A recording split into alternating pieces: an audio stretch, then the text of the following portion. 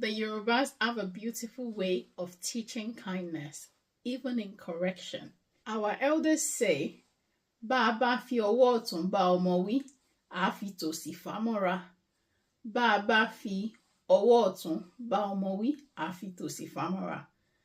This in literal term means that if you tell off a child with your right hand, you use your left one to pull the child closer to you to embrace the child. This means that when you discipline with love, because correction without care pushes people away. But correction with kindness helps them to grow. That's the Yoruba way.